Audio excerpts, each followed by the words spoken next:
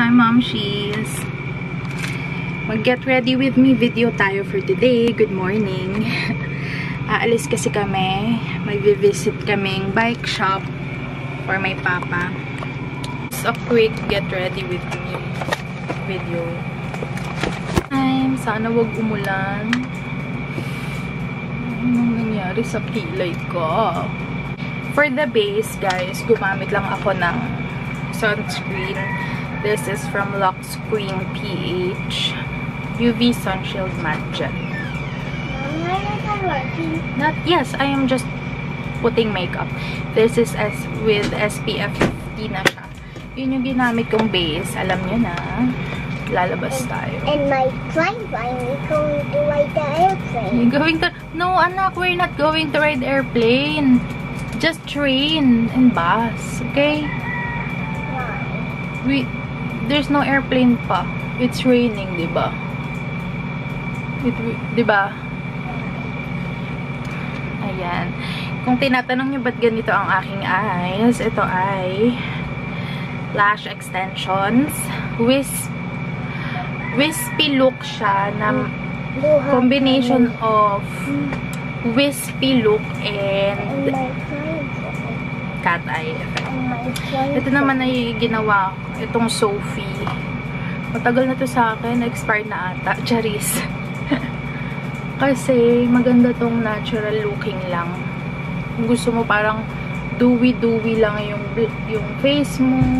Yung gamit ka ng cream blush. Kaysa sa mga powder blush. Actually, mas gusto ko yung cream blush.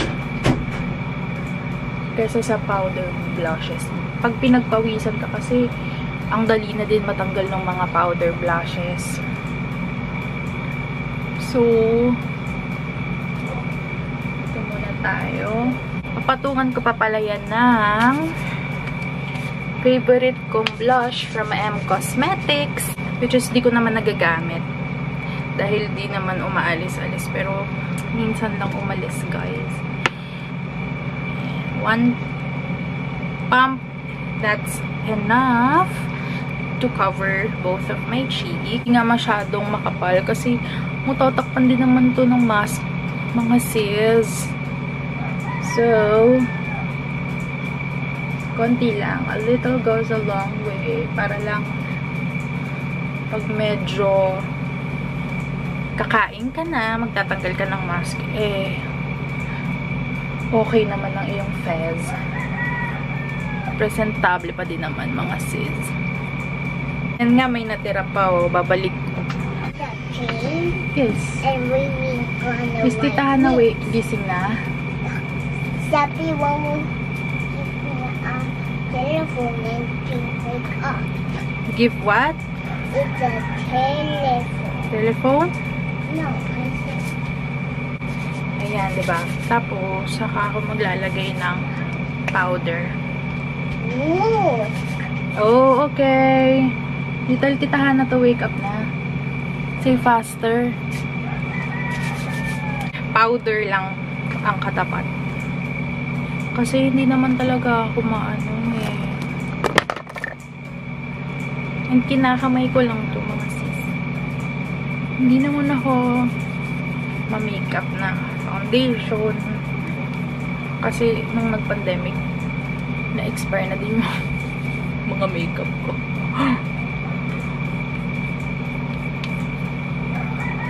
Ayan na, hindi ako mag-worry na mabubura yung blush ko kasi ipapat ko siya ng konting powder. Going to a field trip.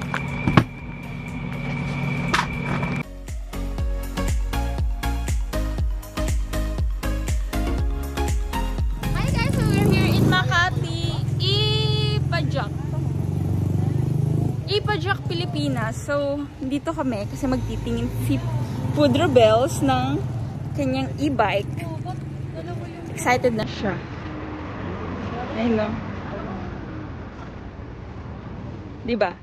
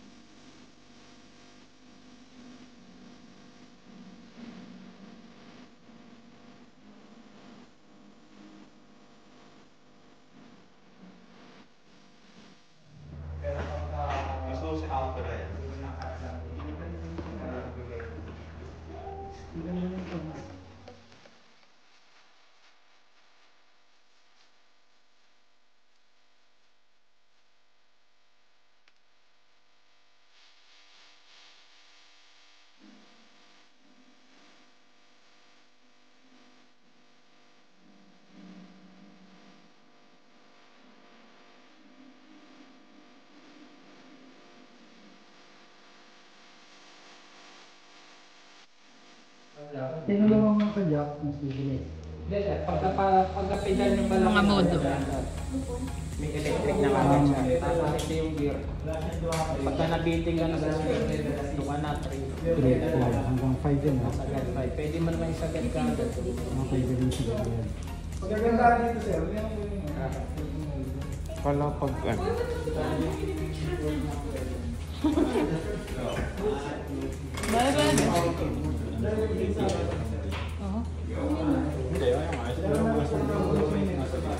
Bye! Hindi pa naman maglagay ng extra battery yan, para sa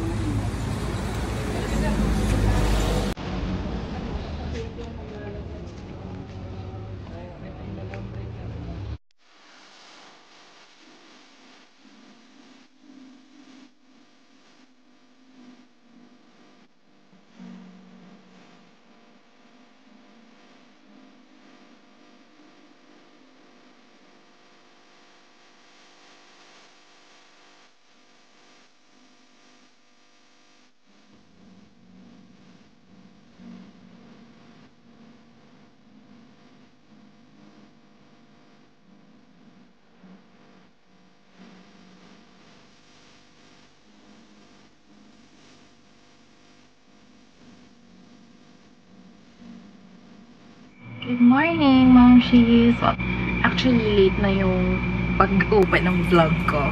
It's already 11:20. Ayan. Kasi 3 AM ako nagigising pa rin. Yun na yung naging routine ko. Ate, mga Momshi, hate na hate ko yung 3 AM. Nag-start lang naman itong pagising ko. Wait lang, linisin ko lang yung lens ng ating camera. Kasi mga moms, dati hate ko yung 3 AM. Kasi syempre madaling araw pa. And usually ang gising ko is mga around 6 AM, 7 AM, ganyan. Yun talaga yung gisingin ko. But ever since nung nung work from home, pangalawang year na work from home na, naging panggabi na ako. So, ang unang schedule ko nun is 3 AM talaga. Kaya, nasanay na ako na yung dating hinihate ko na 3 AM, ayun, nasanay na ako na ganun yung gising. And, you know what mga Momshi, sobrang ano din pala, marami kang magagawa. Syempre, gigising ka ng maaga and tulog pa. Alam naman natin, ang mga junakis natin tulog pa. So, si Prime tulog pa that time. So, mas peaceful ako nakaka-work dito sa aking online business. And, mas productive talaga. And, yun nga lang, medyo aantukin ka pag mga around, 7 AM onwards, or 10 AM, or lunchtime, ganyan. Hindi naman ako natutulog hindi naman ako nagna-nap time araw-araw kapag inantok lang. Kagaya nito, entire week, whole week, as in whole week na sunod-sunod yung production ko. Since ako na nga lang mag-isa sa Prime Nails nagpa-production. So, ayun, sunod-sunod walang tigil and kailangan kong habulin yung mga line-ups sa mga deadline ng deliveries and shipping date and mga shipping date, mga shipping deadline, hinabol ko yun. Kaya, sobrang hectic nung week ko. And, talagang tuloy-tuloy yun, hindi ako umiidlip. Nagigising ako 3 AM. Nagtatapos ako mag-work ng 6 PM, 7 PM. As in, tatayo lang ako pag papakainin si Prime breakfast, pagpapaliguan siya lunchtime. And I'm so thankful na si Paolo is siya na yung nagluluto ng aming breakfast hanggang lunchtime na. And ayun, siya na yung nag-aasikaso ng aming ulam for lunch. And siya na din yung nagpapakain kay Prime sa lunch and sa dinner. Kasi maaga naman akong natutulog pag dinner. Pag dinner, ayun, pagkatapos ko mag-work minsan, 6 PM, higa na ako.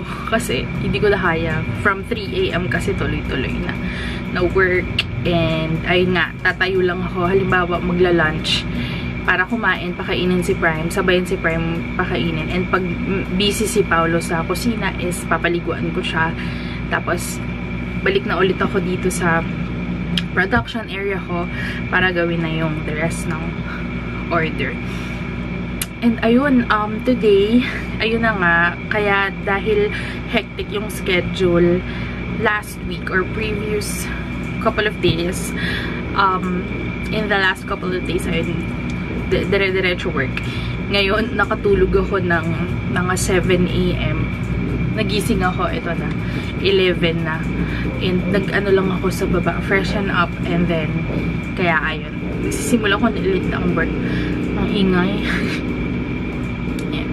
Sisimulan ko na ulit ang aking work. Ang pinagkakaabalahan ko ngayon, naputol yung kuko ko. Nagpapahaba kasi ako ng nails. Naputol. Ayan, nilagyan kong band-aid. Alam niyo mga mamshi, ang pinagkakaabalahan kong panoorin ngayon habang gumagawa ako ng nails is itong The Good Son. Alam ko dati, sa iWant to na app, alam ko dati, medyo nakikita-kita ko siya sa TV. Pero may work kasi ako nun. I think panggabi ako, diba gabi yung mga teleserye noon sa TV, sa Channel 2. Kaya medyo habang nag-aayos ako, nagme-makeup, nagpe-prepare bago umalis, papunta sa work, nakikita-kita ko tong kwento, pero hindi ko talaga nasubaybayan. Kasi parang nasa baba siya, nagko-computer siya. Meron siyang, kasi nag-set up si Paolo ng computer sa baba. Actually, hindi ko na din na-i-vlog yun. Actually, marami akong mga moments or mga ganap sa buhay na hindi na na-i-vlog. Kasi medyo naglaylo ako. Ewan ko ha, marami ding nangyari na sobrang naging busy ako lately. And parang ayoko na lang nang isipin or halimbawa, gusto ko matapos ito isang bagay. Hindi ko na siya na-i-vlog talaga kasi sobrang tight nga ng schedule and ng oras on a daily basis. Pero sabi ko, kung laging ganito, wala namang ding mangyayari. Wala, as in, wala, hindi din ako magkakaroon ng extra free time. So, might as well, diba, i-vlog ko na lahat ng pwede kong i-vlog or gawin on a daily basis. Kung hindi man lahat ng happenings, ma-vlog ko, at least meron akong mga clips on a daily basis, mga important clips or important chika para sa inyo mga mamshi. Kasi alam ko, for my subscriber din, is naghihintay din kayo ng upload ko. So, thank you very much for the patience sa aking pag-upload ng content. So, ayun. Ngayon, nandito ako sa production area. Yan. Hi guys. Po ay gagawa na ng nail design. And ito nga guys, may bago tayong box for Prime Nails. Sobrang ganda. Look. Gold foil yan. Ayan. Tapos sa likod, ganyan na siya. Ayan. Ito ang bibigay ko sa mga giveaway winners. Pa-finalize ko lang din. And then, ito, nakuha ko pala to sa Shopee. Nabili ko to sa shopping organizer na ito. Dahil wala nga akong lagayan ng mga abubot-abubot. So, dito ko nilalagay yung mga ibang mga tapos na nails. Dito yung mga iba box na nails. Ayan. Gumagawa ako ngayon ng design. Grabe, inaatok pa rin ako. Ayan.